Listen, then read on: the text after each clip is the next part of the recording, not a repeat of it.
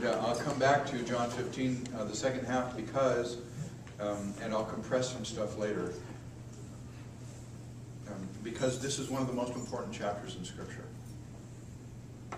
for us understanding who we are as a church and what it means to follow Jesus.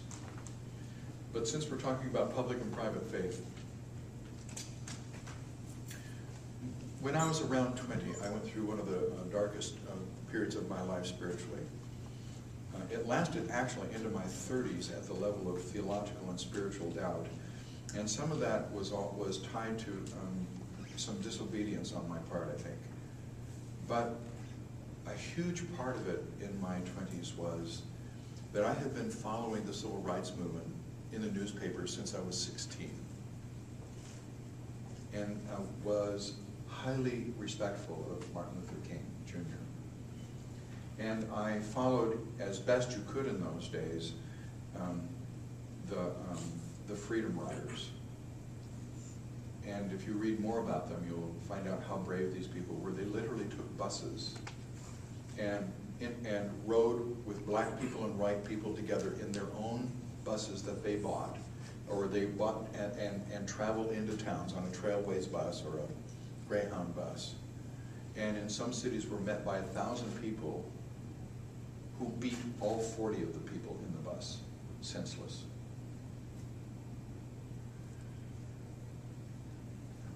The Birmingham Miracle,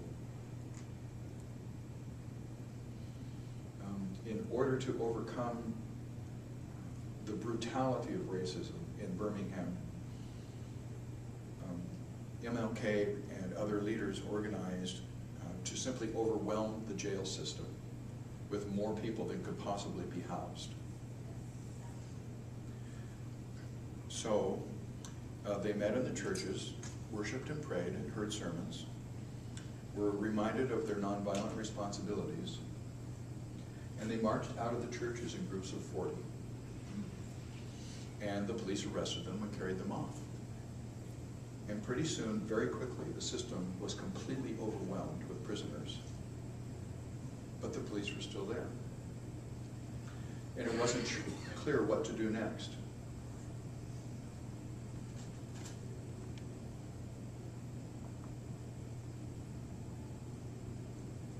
And what happened next is called the Children's Miracle.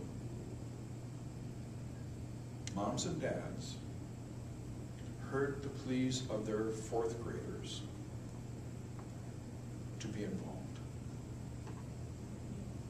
So for the next several hours, groups of little children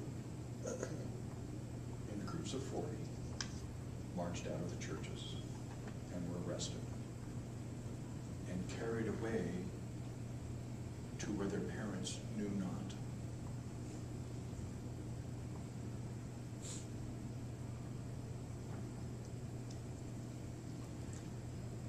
Turns out the news cameras were in town, as the leaders knew they would be.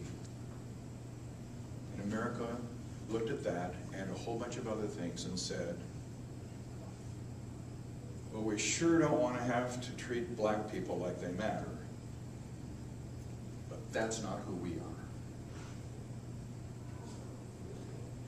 That's not who we are, and that's not who we're going to be. And America had to change.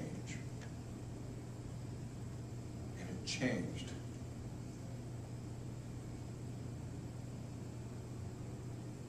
It was changed by Christians who wouldn't keep their stinking faith to themselves, but challenged the entire nation. Now, there are a lot more stories, but those are a couple of the ones that matter. Now, how much of that did I hear in the pulpit? In the church that taught me to be Presbyterian and brought me closer to Christ and produced 400 pastors from just one college department, one of whom was my mentor who rescued me through my 20s.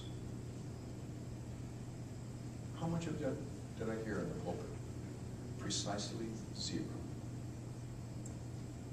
You would not have known that there was any racial difficulty in America at all in that gifted preachers in America, who, by the way, actually believed in justice, it turned out. Plus, we were immersed in the Vietnam War.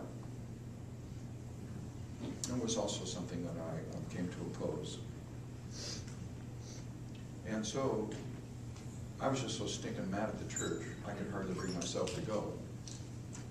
And I was mad at God too. Plus, the 20s are the time for you to test out all your faith stuff anyway and ask impertinent 20-year-old smart-alecky questions. And one of the reasons I love God is that He held on to me through those times. And God called me to go to seminary, not to be a pastor. Because God knew if He'd asked me to be a pastor, I would have said something nasty. I'm not doing that, and I don't want to be part of the church. But instead, God wooed me, brought me to seminary, and guess what? In seminary, I discovered that the civil rights movement had its foundation in the church. Just not the one I was going to. This church supports people who are threatening the establishment in a variety of places. Central America. Where are the Eubanks? Burma. And other places. And by the way, we are sending 120 of our people off to Mexico. Mexico really doesn't mind if we build houses for poor people. They don't want us to screw around with their wicked system. Nobody minds if Christians feed poor people. They just get ticked when we want to talk about how come they're poor and what it is about the way the world works that some people can't stop being poor, even if they work hard. John 15 is partly about all of that. Anyway, I love you. Your conversation about these questions was really quite remarkable. I'm honored to be part of you and to be part of this church. See you next week. We really will read the Bible next week.